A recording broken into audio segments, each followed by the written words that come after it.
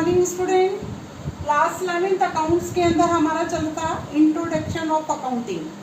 हमने बच्चों कल आपको इंट्रोडक्शन में आपको ये बता दिया था अकाउंटिंग का मतलब क्या होता है। ठीक है, आज हम पढ़ने जा रहे हैं कि इसके ऑब्जेक्ट्स क्या हैं, अकाउंटिंग करने का उद्देश्य क्या होता है। तो अकाउंटिंग के उद्देश्यों में हम आज ये पढ़ेंगे कि एक व्यावसायिक संगठन में अकाउंटिंग इतने क्यों की जाती है, उसके पीछे उनका लॉजिक क्या होता है, क्यों वो किया जाता है। तो सबसे पहला उद्देश्य होता है कि व्यावसायिक संगठन में अकाउंटिंग करने का, वो होता है समस्त आर्थिक लेन देनों को रिकॉर्ड करना। आप सभी जानते हैं बहुत सारे ट्रांजेक्शन्स होते हैं, लेकिन ऐसे ट्रांजेक्शन जिसका मुद्रा में मापन किया जा सकता है, जिसमें हम पैसों का लेन देन करते हैं, तो हमें ये पता लगाना होता है कि हमने एक लेखा अवधि यानी फाइनेंशियल ईयर में हमने कितने पैसे किसी को दिए, कितने पैसों की हमने प्राप्ति की, क्या हमारी आय है, क्या हमारी इनकम है, क्या हमने एक्सपेंडिचर्स किए हैं। तो ये समस्त आर्थिक लेन देन होते हैं, उन्हें हम सही तरीके से अपनी पुस्तकों में रिकॉर्ड करें, यानी उनका लेखा करें, क्योंकि उन लेखों के आधार पर ही हम अपने व्यवसाय की सही स्थिति का जानकारी प्राप्त कर सकते हैं। तो अकाउंटिंग का मुख्य उद्देश्य होता है कि जो भी हमारी मुद्रा से संबंधित आर्थिक लेन देन है, उन सबको हम प्रॉपर तरीके से अपनी बुक्स के अंदर रिकॉर्ड करें। ठीक है, दूसरा उद्देश्य होता है लाभ हानि की गणना करना, यानी प्रॉफिट या लॉस, इनका मेजरमेंट करना। कहते हैं कि जब हम रिकॉर्ड करते हैं तो इसका क्लासिफिकेशन करके हम एक समरी बनाते हैं, तो हम एक पर्टिकुलर टाइम पीरियड के अंदर, जो हमारा एक वर्ष का एक फाइनेंशियल ईयर होता है, उसमें हम ये पता लगा सकते हैं कि हमने उस फाइनेंशियल ईयर के अंदर लाभ कमाया या हमने हानि। तो लाभ या हानि क्या है उसको पता लगाने के लिए जब भी आप देखिए कि जितनी भी आपकी कॉस्ट है, अगर उस कॉस्ट से अगर आपने ज़्यादा पैसा अर्न किया, ज़्यादा पैसा आपके पास आया है, तो आपको लाभ की स्थिति में होंगे। अगर आपके व्यय आपकी आय से अधिक है, तो ऐसी सिचुएशन में क्या होती है, हानि की होती है। तो ये लाभ हानि की गणना हम कैसे कर सकते हैं, जब हम अकाउंटिंग के माध्यम से हमारे सारे जितने भी आर्थिक लेन देन है उनको रिकॉर्ड करेंगे, तो उसी के आधार पर लाभ हानि की गणना कर सकते हैं। तीसरा उद्देश्य होता है वित्तीय स्थिति का चित्रण करना।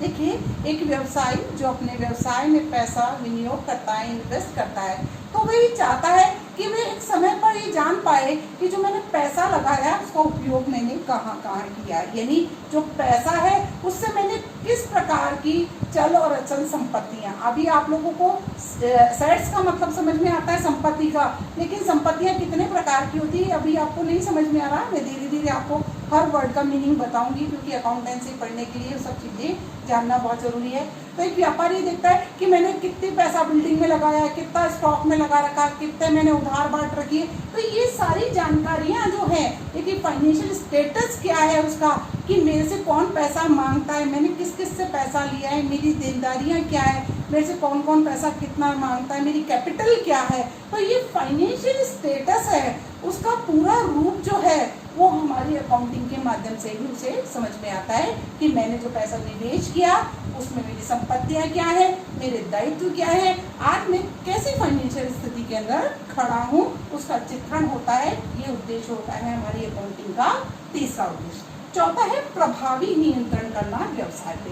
कहते हैं कि जब आपके पास ये पता है कि आपने क्या लाभ हानि की, उससे आपको ये पता लगेगा आपने एक वर्ष में कितने विक्रय किया, कितना परचेज किया, आपकी कॉस्ट ऑफ प्रोडक्शन क्या है, आपकी एसेट्स क्या है, लेनदारियाँ क्या है, आपने खर्चे किन किन चीज़ों में किए।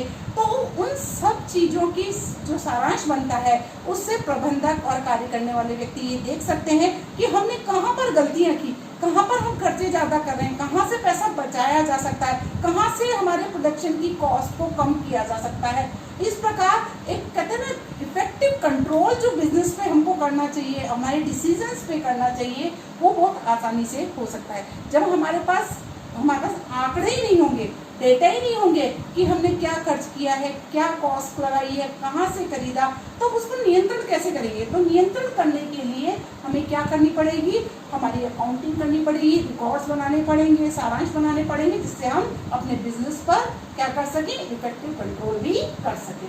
फिर आता है लास्ट पॉइंट जो लेखांकन का उद्देश्य है, जितने भी हमारे यूजर्स हैं, उपयोगकर्ता हैं, उनको सूचनाएं उपलब्ध कराना भी एक मोस्ट इम्पॉर्टेंट ऑब्जेक्ट होता है अकाउंटिंग का। अकाउंटिंग जब हम करते हैं तो हमारे पास सारे रिजल्ट अकाउंटिंग के माध्यम से निकल के आते हैं। तो हमारे 2 टाइप्स के उपयोगकर्ता होते हैं, एक होते हैं इंटरनल, एक होते हैं एक्सटर्नल।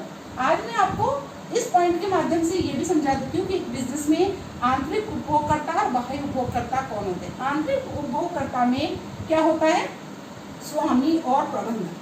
स्वामी को क्या चाहिए कि जो पैसा निवेश किया वो मेरी लगाया पैसा सुरक्षित है कि नहीं, मैं लाभ कमा रहा हूँ, ये जानकारी उसको चाहिए, जो कि अकाउंटिंग के माध्यम से उसे मिलती है। तो प्रबंधक चाहता है कि वो ये देखना चाहता है कि मैं अपने स्वामी के हितों का ध्यान रख रहा हूँ, जो बिजनेस, जो कि मैं एक मैनेजर मुझे बनाया गया है, क्या मैं अपने उद्देश्यों को प्राप्त करने में। तो ये सारी चीजें हैं, ये आंतरिक उपभोगकर्ता स्वामी और प्रबंधक होते हैं, जो इन अकाउंटिंग के माध्यम से अपने सारे परिणामों को, सूचनाओं को प्राप्त करते हैं। दूसरे होते हैं बाह्य उपयोगकर्ता, जो कि बिजनेस से बाहर के होते हैं, व्यवसायिक संगठन से बाहर के।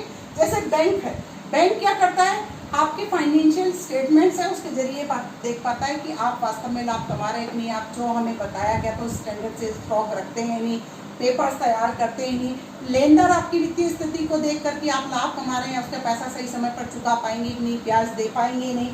कर्मचारी और श्रमिक देखते हैं कि अगर संस्था लाभ कमा रही है तो हमें बोनस की प्राप्ति होगी कि नहीं, हम हमारे वेतन को लेकर सिक्योर हैं या नहीं। आपूर्तिकर्ता जो आपको माल सप्लाई करते हैं कि हमें समय पर पेमेंट मिलेगा या नहीं। ग्राहक की हमें माल की निरंतर आपूर्ति कब रहेगी, जब बिजनेस लाभ कमाता है तो चलता रहता है लगातार, तो उसे भी पता रहेगा कि अगर ये वही बिजनेस लाभ नहीं कमा रहा तो ये कभी भी बंद हो सकता है, तो हमारी क्या होगी, वस्तुओं की आपूर्ति बंद हो सकती है। सरकार देखता है कि टैक्स सही समय पर चुकाया जा रहा है या नहीं, वास्तव में कितना अर्न करना। तो ये चीजें हैं, और समाज कि अगर अच्छा बिजनेस चल रहा है तो हमको एम्प्लॉयमेंट, रोजगार मिलेगा या नहीं, ये सारी चीजें हमारी बाहरी उपयोगकर्ताओं को जो ये सूचनाएं हैं, ये हमारे अकाउंटिंग के माध्यम से ही पहुंचती है। क्योंकि हमारे जो फाइनेंशियल स्टेटमेंट है, लाभ हानि खाता है, बैलेंस शीट है, वो हमारी एक्चुअल पोजीशन को इनको प्रदर्शित करता है, जिसके आधार पर ये दोनों प्रकार के उपभोगकर्ता, चाहे एक्सटर्नल है या इंटरनल है, अपने भविष्य के लिए अच्छे अच्छे निर्णय लेकर अपने कार्य को आगे बढ़ाते हैं। तो इस प्रकार ये लेखांकन के आज मैंने आपको उद्देश्य बताए, साथ में मैंने आपको बताया कि बिजनेस ऑर्गेनाइजेशन में कितने प्रकार के उपभोगकर्ता होते हैं, फर्स्ट एंड सेकंड। तो आज आपको 2 क्वेश्चन बनाने, लेखांकन के उद्देश्य क्या होते हैं, और दूसरा कि एक व्यवसायिक संगठन में उपयोगकर्ता कौन कौन होते हैं, एक्सटर्नल इंटरनल, इनके 2 क्वेश्चन बनाकर आप लिखें नोट्स कॉपी में। थैंक यू बच्चों, आप सभी निरंतरता से अपने नोट्स को कॉपी में उतारें। Thank you very much.